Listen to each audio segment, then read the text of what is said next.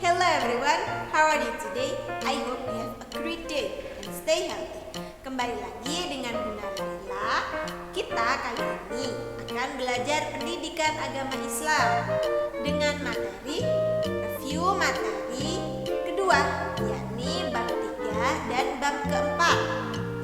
Before we start our lesson today, let's pray with saying basmalah together. Bismillahirrahmanirrahim. Anak-anak, tolong disimak baik-baik ya.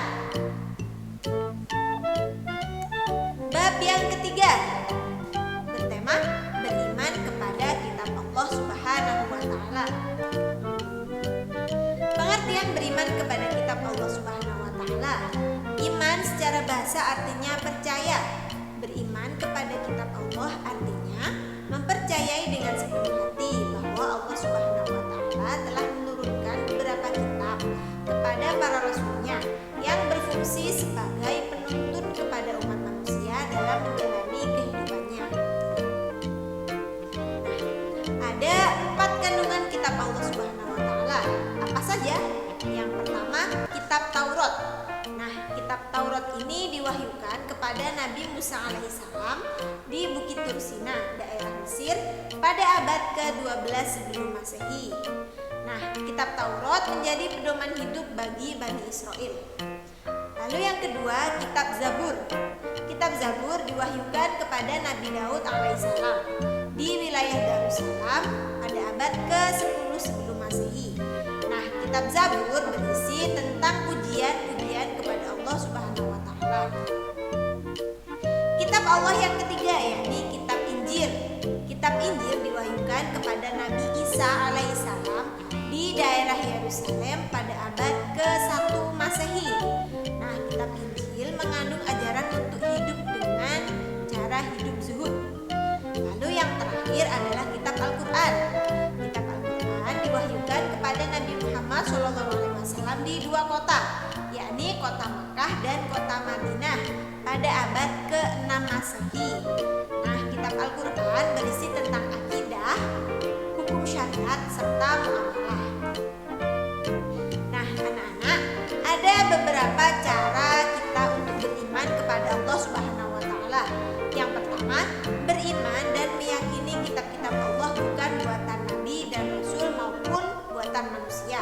Yang kedua, mempercayai nama-nama kitab suci yang kita ketahui, seperti 4 kitab yang telah Bunda sebutkan tadi. Ada kitab Zabur, kitab Taurat, kitab Injil, dan kitab Al-Qur'an.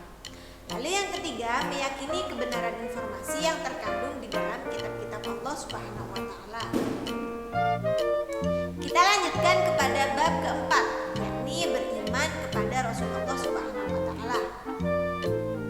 Pengertian beriman kepada Rasulullah Subhanahu wa taala secara istilah memiliki makna yakni meyakini dengan sepenuh hati bahwa Allah Subhanahu wa taala menciptakan para utusan yang kita sebut para rasul dan meyakini kebenaran akan kerasulan mereka serta kebenaran ajaran yang dibawanya tanpa ada keraguan sedikit pun. Ada beberapa sifat wajib Rasulullah. Yang pertama, siddiq, artinya benar, jujur, atau murni. Sikap ini memiliki fungsi sebagai keselarasan antara yang diajarkan dan amal perbuatan yang dilakukan oleh para nabi dan rasul. Lalu sifat yang kedua yakni amanah, artinya dapat dipercaya. Sifat amanah memiliki fungsi membuat setiap rasul dapat dipercaya oleh umatnya atau kaumnya. Lalu yang ketiga yakni tabligh atau menyampaikan.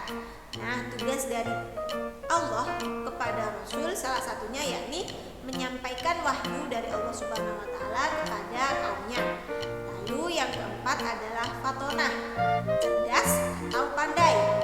Fungsinya untuk apa? Untuk menyelesaikan masalah yang dihadapi ketika berdakwah nanti. Selain sifat wajib yang harus dimiliki oleh Rasul, ada juga sifat mustahil. Artinya apa? Sifat yang tidak mungkin dimiliki oleh para rasul. Yang pertama, kidib, artinya dusta atau berbohong. Mengapa Rasul tidak boleh memiliki sifat kidib? akan menghambat penyampaian dakwah. Lalu yang kedua, sifat khianat, artinya ingkar janji. Nah, sifat khianat akan membuat para rasul tidak akan dipercaya oleh kaumnya. Yang ketiga yakni kitman atau menyembunyikan. Dan yang keempat, baladah atau bodoh. Nah, sifat baladah tidak dapat menyelesaikan masalah yang dihadapi oleh para rasul ketika berdakwah nanti.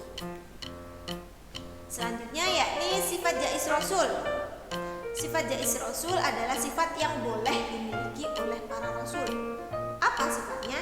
Yakni para rasul dapat mengalami dan merasakan segala sesuatu yang dirasakan oleh manusia lain, seperti sedih, lapar, haus, tidur, bahagia, menikah, dan lain-lain. Nah, itulah tadi penjelasan dari Bunda Laila tentang review materi di bab 3 dan bab keempat. Semoga anak-anak dapat memahami materi kali ini dengan baik dan benar. Nah, sebelum Bunda akhiri penjelasan Bunda pada materi kali ini, ada beberapa tugas yang Bunda berikan. Nah, tolong dibaca ya. Yang pertama, membuat catatan ringkas atau rangkuman di buku tulis masing-masing. Kemudian rangkuman tersebut diambil gambarnya lalu diupload di e-learning. Terima kasih. Before we close our activity,